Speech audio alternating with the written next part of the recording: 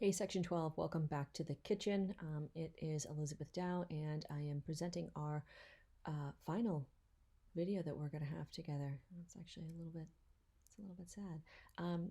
This presentation is going to be, unfortunately, I think, boring for anyone who is not me. So I'm going to move through it as quickly as I possibly can. And if you're not interested in PD, feel free to skip to the end here. Okay, so just going right down, my name, Elizabeth Dow. My clinical site, I am with Dr. Carol Savage in a Metro Boston practice. She is a old school, completely and totally independent family practice physician. She is not affiliated with any hospital, nor is she affiliated with any healthcare management organization or chain. So old-fashioned primary care.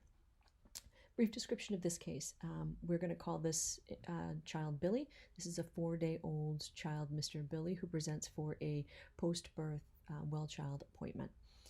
Why is the case meaningful, memorable, interesting, or challenging to me? Well, first of all, I'll be completely honest and transparent and let you know that I do not have a comfort level with pediatrics. I never have, and I am just starting to have an emerging comfort level with pediatrics now, and a lot of that is thanks to Mr. Billy. So that's what brings me to using Mr. Billy for this presentation today, but if you're not into PD, go ahead and skip. Presentation of this case. Okay, so this is Mr. Billy. He is a 4-day-old infant who presents for a well child. He was born at 39 weeks and 4 days. He has got a completely unremarkable birth history. Mom and dad are both relatively healthy, and there's really, this is actually, for all intents and purposes, this is a pretty boring case. Review of systems is unremarkable. He has lost a few ounces of weight, but he's only 4 days old, and we anticipate that is going to be coming back up very shortly. He does have plenty of wet diapers. He's nursing well. No problems straight along. Vital signs, we don't have a blood pressure, but we have everything else. Blood pressure's typically not taken on infants. He is actually doing quite well. So on physical exam, why are we talking about this kid? Okay, so here we go. Taking a look at this child, although all of his reflexes are intact, his hips move well, there's no clicks, there's no pops, everything is looking really very well, except for when I look at this child's face, I notice that the left eye it's not indurated or red, but it is definitely swollen and it's closed more than the right. And the right eye I can open and I can shine my light in there and I can get a red reflex, and that's wonderful, and the pupil's reactive and that's great. And the left eye, not so much.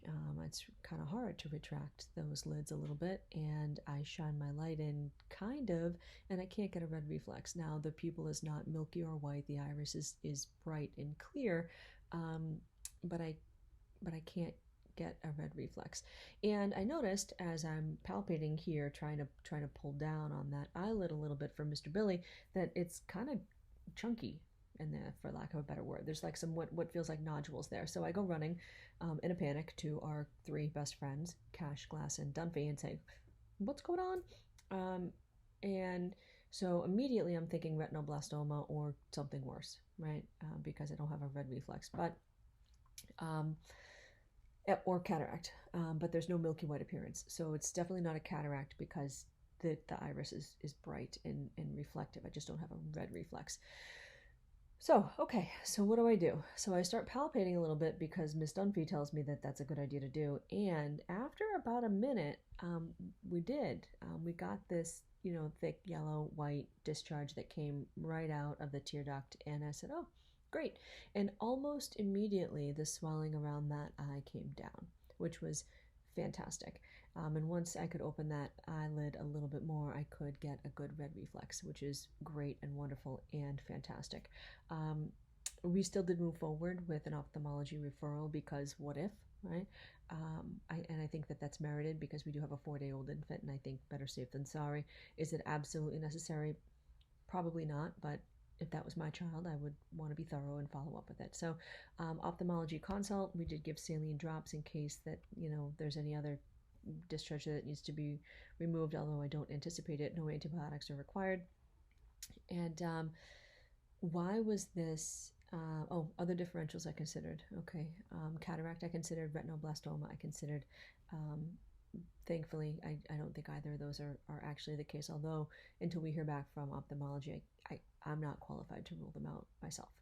So, so there's that. Resources that I use to narrow these differentials are three best friends, Cash, Glass, and Dumpy. I did also go to Up to Date because they've got good pictures. So I did use that as well. My critical thinking process outside of emergently running for assistance. I should be more professional than that. So there was, quite honestly, absence of red reflex it was really scary for me as a clinician because it's one of those things that you hope to never encounter. And if you do have to encounter it, you hope you're able to resolve it very quickly. And thankfully, we were able to do that with this case. So final diagnosis is blocked tear duct is what we went with, although we will wait for ophthalmology to come back with a report that clears for us cataract and retinoblastoma. Okay, so those are the final diagnosis, therapeutic, educational, and follow-up components. So mom has been taught. I was able to teach her how to massage those tear ducts on both sides. The right did feel a little bit thick, but was not nodular or anything like that. So I don't think there's going to have any problems with the right. She does understand how to milk, for lack of better words, the left, and she will do that every other day or every third day, just to make sure that nothing builds up there. Although it likely won't. Support for the plan is clearly documented. Blocked tear duct you can find in our Dumpy text. We already talked about alternatives that we considered. Holistic approach in caring science. So the teaching aspect. So thank you to Gene Watson.